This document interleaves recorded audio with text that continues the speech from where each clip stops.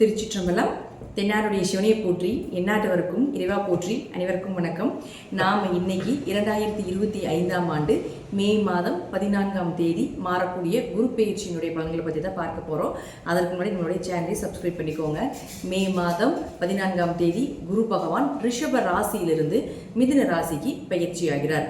5 ராசிகளுக்கு மிகப்பெரிய யோகத்தை வாரி வழங்க போகிறார். அதில் பார்த்துட்டிங்கன்னா உங்களுக்கு துலாம், தனுசு, கும்பம், ரிஷபம் மற்றும் சிம்மம் இந்த 5 ராசிகளுக்கு மிகப்பெரிய அதிர்ஷ்டங்களையும் மீதி இருக்கக்கூடிய ராசிகளுக்கு ஒரு மத்தியமமான ஒரு அமைப்பையும் நிச்சயமாக ஏற்படுத்தி கொடுப்பாரு அப்படிங்கிறது உண்மை.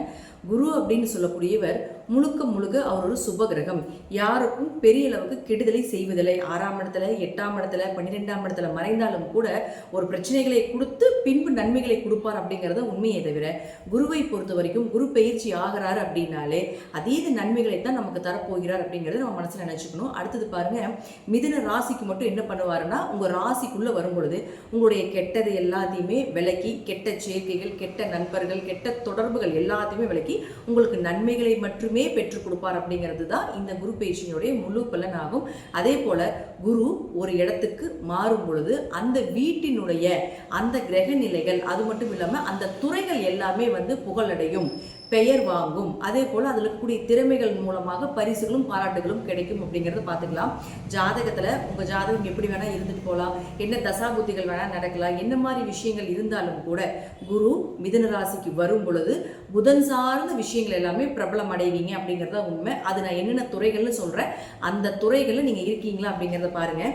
அதில் கல்வித்துறை, ஸ்கூல் சம்மந்தப்பட்ட விஷயங்கள், இன்ஸ்டியூட் சம்மந்தப்பட்டது, காலேஜ் சம்மந்தப்பட்ட கல்வித்துறைகள் அனைத்துமே பிரபலமாகும். தபால் துறை, தகவல் தொடர்பு துறைகள், சுற்றுலாத்துறை, போக்குவரத்து துறை, கம்ப்யூட்டர் சார்ந்த துறைகள், ஃபினான்ஸ் சம்பந்தப்பட்டது, ஐடி துறை சம்பந்தப்பட்டது, புதிய புதிய கண்டுபிடிப்புகள் சம்பந்தப்பட்டது, ஜோதிடம், ஆன்மீகம் சம்பந்தப்பட்டது, கலைகள் சம்பந்தப்பட்டது, அதிலே கலைகளிலும் முக்கியமானது நகைச்சுவைகள் சம்பந்தப்பட்டது, திருநங்கைகள் சம்பந்தப்பட்டது. இது எல்லா துறையிலும் இருக்கக்கூடியவர்களும் பிரபலம் ஆவாங்க. அதே போல இந்த துறையில் இருக்கக்கூடியவர்களுடைய வீட்லேயும் சுப நிகழ்ச்சிகள், திருமணம் சார்ந்த விஷயங்கள், நீங்கள் என்னெல்லாம் சக்ஸஸ் பண்ணணும், டிரான்ஸ்ஃபர் ஆகணும், என்ன மாதிரி நீங்கள் உங்களுக்கு சாதகமான ஒரு நற்பலன்கள் வேண்டும் அப்படின்னு நினைக்கிறீங்களோ அது எல்லாமே நடக்கும். இது குறிப்பிட்டு துலாம், தனுசு, கும்பம், ரிஷபம், சிம்மம் அப்படின்னு இருக்கக்கூடிய ராசிகளாக இருந்தால் இன்னும் நான் சொல்வதை விட மிகுந்த நற்பலன்கள் அப்படிங்கிறது நிச்சயமாக கிடைக்கும் அப்படிங்கிறதுல மாற்றுக்கிறதே கிடையாது. அடுத்தது, இது சார்ந்த துறைகள் மட்டும் இல்லாம இந்த ராசியில் இருக்கக்கூடிய உங்க ஜாதகத்தை எடுத்து பார்த்தீங்கனாலே தெரியும். உங்க ராசியில நான் சொன்ன 5 கட்டத்திற்குள்ள எந்த கிரகங்கள் இருந்தாலும் அந்த கிரகங்களுக்கு உண்டான வளர்ச்சியும் நிச்சயமாக கிடைக்கும். அது நான் என்னென்ன அப்படிங்கிறத நான் சொல்ல போறேன். இப்போ முதல்ல குரு ஒரு இடத்தில் இருந்தால் என்ன பலன்களை கொடுப்பார், அவர்களுடைய பார்வைக்கு என்ன பலன் அப்படிங்கிறதை பார்க்கலாம். அடுத்தது அந்த கிரக நிலைகளுக்கு என்ன பலன் அப்படிங்கிறதை பார்க்கலாம். நாம எல்லாரும் கேட்டதற்கு இணங்க பரிகார வகுப்பு அப்படிங்கிறத நம்ம ஒன்று எடுத்துக்கிட்டு இருக்கிறோம். அது கீழே டிஸ்கிரிப்ஷன் பாக்ஸ்ல வாட்ஸ்அப் லிங்க் கொடுத்துருக்குறோம். இது ரொம்ப எளிமையான விஷயங்கள், பொதுவான பரிகாரங்களாக, வழிபாடுகளாக இல்லாம அனைத்துமே கோவில் வழிபாடுகள், நீங்களே செய்து கொள்ளக்கூடிய ஒரு எளிமையான பரிகார வகுப்பு இது. இதுல 60க்கும் மேற்பட்ட நீங்களே தெரிந்து கொண்டு எளிமையாக செய்யக்கூடிய ஒரு விஷயங்களாக இருக்கும். இது ஜோதிடர்களுக்கு உண்டான சூட்சமமான பரிகார வகுப்பு. இதை நான் இப்போ உங்களுக்கு தரப்போற விருப்பம் இருக்கக்கூடியவர்கள் கீழே இருக்கக்கூடிய வாட்ஸ்அப் லிங்க்ல ஜாயின் பண்ணிக்கோங்க. இப்போ நாம ஒவ்வொரு ராசிக்கும் இந்த குரு பயிற்சி மூலமாக என்னென்ன நடக்கும் அப்படிங்கிறது நம்ம பார்க்கலாம். கடக ராசிக்கு உண்டான குரு பகவானுடைய பயிற்சி பலன்களை பத்தி பார்க்கலாம். கடக ராசிக்கு குரு பகவான் ராசிக்கு 12க்கு வருவார். இது ராசிக்கு எடுத்துக்கோங்க, லக்னத்துக்கும் கன்வெர்ட் பண்ணிக்கோங்க. இரண்டுக்குமே மத்தியமமான பலன் நிச்சயமாக உண்டு. 12ஆம் வீட்டுக்கு குரு ஒரு சுப கிரகம் வரும் பொழுது இம்போர்ட் எக்ஸ்போர்ட் பிஸ்னஸ், வெளியூர் பயணங்கள், வெளிநாடு வேலைகள், குடும்பத்தில் சுப விரயங்கள், சுப நிகழ்ச்சிகள் நிச்சயமாக நடந்தே தீரும். கணவன் மனைவிக்குள்ள ஒரு அந்யோன்யங்கள் பிரிந்து, ஏன்னா இந்த அஷ்டமச்சனி, கண்டச்சனி எல்லாம் பார்த்துட்டிங்கன்னா கணவன் மனைவியில பிரிஞ்சு ரொம்ப கஷ்டப்பட்டு இருக்கீங்க. அதுதான் உண்மை. இப்போ 12ஆம் இடம் தான் அந்யோன்யத்தை சொல்லக்கூடிய ஒரு இடம். அந்த இடத்துல குரு வரக்கூடிய காலகட்டங்களில் நிச்சயமாக உங்களுக்கு கணவன் மனைவிக்குள்ள அந்யோன்யங்கள் ஏற்படுத்தி கொடுத்தே தீர்வார் அப்படிங்கிறதுல மாற்றமே கிடையாது. அதே போல குரு அப்படின்னு சொல்லக்கூடியவர் உங்களுடைய லக்னத்துக்கு, உங்களுடைய ராசிக்கு 6 மற்றும் 9ஆம் அதிபதி. இந்த 6 மற்றும் 9ஆம் அதிபதியான குரு பகவான் 12இல் மறையும் பொழுது 6ஆம் அதிபதி 12க்கு வந்தால் கொஞ்சம் நோய் சார்ந்த விஷயத்துல கொஞ்சம் கவனமா இருக்க வேண்டும். உங்களுக்கு உண்டான நோய் என்ன அப்படிங்கிறது கண்டுபிடித்து கொடுத்து விடுவார். அதே போல கடன் வாங்காமல் இருந்தால் மிகச்சிறப்பான ஒரு விஷயம், நல்ல வேலை கிடைப்பது. யாராவது வெளிநாட்டுக்கு வேலைக்கு போறீங்க, ஏன்னா 12ஆம் இடங்கிறது வெளிநாடு, 6ஆம் இடங்கிறது வேலை. அப்போ வெளிநாடு வெளியூருக்கு வேலைக்கு போகின்றீங்கன்னா இந்த காலகட்டங்களில் கடகராசிக்காரங்க ட்ரை பண்ணுங்க, நிச்சயமாக கிடைக்கும். அப்போ 9ஆம் அதிபதியே 12ஆம் வீட்டுக்கு வரும்பொழுது யாராவது பூர்வீக சொத்துலேருந்து வெளியே போகலாம்னு நினைக்கிறீங்க அல்லது பூர்வீக சொத்து பாகம் பிரிக்கணும்னு நினைக்கிறீங்கன்னா இந்த காலகட்டங்களில் மூவ் பண்ணும்பொழுது அது உங்களுக்கு சாதகமாக வரும் அப்படிங்கிறதுலேயும் மாற்றம் கிடையாது. 9ஆம் இடம் அப்படிங்கிறது உயர்கல்வி, வெளிநாடு போய் படிக்கிறீங்க அப்படின்னாலும் உயர்கல்விக்காக வெளிநாடு போக வேண்டிய ஒரு சூழ்நிலைகளை நிச்சயமாக இந்த குரு ஏற்படுத்தி கொடுப்பார். அதே போல குருவினுடைய பார்வை அப்படிங்கிறது மிக சிறப்பான ஒரு அமைப்பையும் நிச்சயமாக ஏற்படுத்தி கொடுத்தே தீரும். அது நான் இப்போ உங்க ஜாதகத்தை நீங்க எடுத்து வச்சுக்கோங்க, எந்தெந்த ராசியில எந்தெந்த கிரகங்கள் இருக்குன்னு நான் சொல்றேன். அதுபடி உங்களுக்கு நான் சொல்லக்கூடிய இந்த கிரகங்கள் இருந்தால் நிச்சயமாக அது நடந்தே தீரும். பொதுவாக ராசிக்குள்ளேயே சந்திரன் இருக்கார், அதனால விரயங்கள் உண்டு அப்படிங்கிறத நம்ம எடுத்துக்கலாம். அடுத்தது 2ஆம் அதிபதி. 2ஆம் அதிபதினு சொல்லக்கூடியவர் யாரு? சூரியன். இந்த சூரியன் இந்த ஸ்டார் போட்டிருக்கக்கூடிய காலகட்டங்களில் அந்த கட்டத்தில் எங்க இருந்தாலும் சரி பண வரவு உண்டு, பொருளாதார வளர்ச்சி உண்டு, உங்க பேச்சுக்கு ஒரு நல்ல மதிப்பு மரியாதை அப்படிங்கிறது நிச்சயமாக ஏற்படுத்தி கொடுப்பார். குடும்ப ஒற்றுமையும் ஏற்படுத்தி கொடுப்பார். அதே போல குடும்பம் அமைந்தே தீரும் அப்படிங்கிறதுல மாற்று கருத்தே கிடையாது. அடுத்தது பாருங்க, உங்க ராசிக்கு 3 மற்றும் 12ஆம் அதிபதியான புதன் இந்த ஸ்டார் போட்டிருக்கக்கூடிய கட்டத்தில் எங்க இருந்தாலும் இளைய சகோதரர்கள் மூலமாக உதவிகள் கிடைப்பது, காரிய ஜெயங்கள் ஏற்படுவது, நீங்க என்ன நினைக்கிறீங்களோ அதெல்லாமே நடப்பதற்குண்டான வாய்ப்புகள். 12ஆம் அதிபதியும் ஆகிறதுனால தீர்த்த யாத்திரை சென்று வரக்கூடிய ஒரு அமைப்பு, தொலை தொடர்புகள், நிறைய பேருக்கு உங்களுக்கு தெரியக்கூடிய ஒரு அமைப்பு, யூடியூப், இன்ஸ்டாகிராம் இதுல போல இருந்தீங்கன்னா இதுல நல்ல பிரபலம் அடையக்கூடிய ஒரு அமைப்பையும் நிச்சயமாக ஏற்படுத்தி கொடுப்பார். அடுத்தது சுக்கிரன். இந்த சுக்கிரன் யார்? உங்களுக்கு 4 மற்றும் 11ஆம் அதிபதி. இந்த ராசி சக்கரத்துக்குள்ள எங்க இருந்துட்டாலும் இந்த ஸ்டார் போட்டு இருக்கக்கூடிய கட்டங்கள் எங்க இருந்தாலும் சரி, வீடு, புதிய வீடு கட்டுவது, புதிய இடங்கள் வாங்குவது, புதிய வண்டி வாகனங்கள் வாங்குறதுக்குண்டான அமைப்பு, தாயினுடைய ஆரோக்கியம் சிறப்பாக இருப்பது, தாயினுடைய உதவிகள் கிடைப்பது, உங்களுடைய ஆரோக்கியம் சிறப்பாக இருப்பது, இதெல்லாமே ஏற்படுத்தி கொடுப்பார். அப்ப அவரே 11ஆம் அதிபதியும் ஆகிறதுனால உங்களுக்கு நிச்சயமாக இந்த 11ஆம் இடம் அப்படிங்கிறது லாபத்தை குறிக்கக்கூடிய ஒரு இடமாக இருக்கிறதுனால லாபம் அதிகமாக கிடைப்பதற்குண்டான வாய்ப்புகள், தீராத ஆசைகள், நிறைவேறாத ஆசைகள் எல்லாமே நிறைவேறுவதற்குண்டான வாய்ப்புகள் இதெல்லாமே ஏற்படுத்தி கொடுப்பார். இப்போ 10,000 ரூபாய் ஒரு எக்ஸாம்பிள் சொல்றேன், இப்போ ஒரு 10,000 ரூபாயிலிருந்து 50,000 ரூபாய் வரைக்கும் உங்களுக்கு லாபம் வருது அப்படின்னா அதை அப்படியே பல மடங்காக பெறுவதற்குண்டான வாய்ப்பு, ஒரு 1,00,000 ரூபாய் வரைக்கும் உங்களுக்கு லாபம் வர்றதுக்குண்டான வாய்ப்பையும் நிச்சயமாக ஏற்படுத்தி கொடுப்பார்.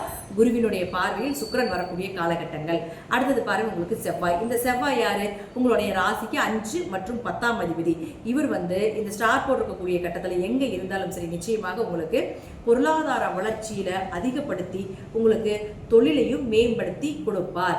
5ஆம் இடம் அப்படிங்கிறது குழந்தையை சொல்றதுனால நிச்சயமாக உங்க வீட்டில் குழந்தை பிறக்கும், குழந்தை மழலை செல்வத்தினுடைய சத்தம் கேட்டே தீரும், அதிர்ஷ்டங்கள் பெருகும். 5ஆம் இடம் அப்படிங்கிறது குலதெய்வம்னு சொல்றோம். அப்ப ரொம்ப நாளா குலதெய்வம் தெரியல அப்படின்னாலும் கூட குலதெய்வம் தெரிவதற்குண்டான வாய்ப்புகளோ அல்லது ரொம்ப வெளியூர்ல இருக்கிறாங்க குலதெய்வ கோயிலுக்கே போக முடியாம இருக்கீங்க அப்படின்னாலும் கூட குலதெய்வத்தை தரிசனம் செய்யக்கூடிய ஒரு அமைப்போ அல்லது குலதெய்வமே உங்க கூட இருக்கிறதுக்குண்டான வாய்ப்புகளும் நிச்சயமாக இந்த குரு ஏற்படுத்தி கொடுப்பார்.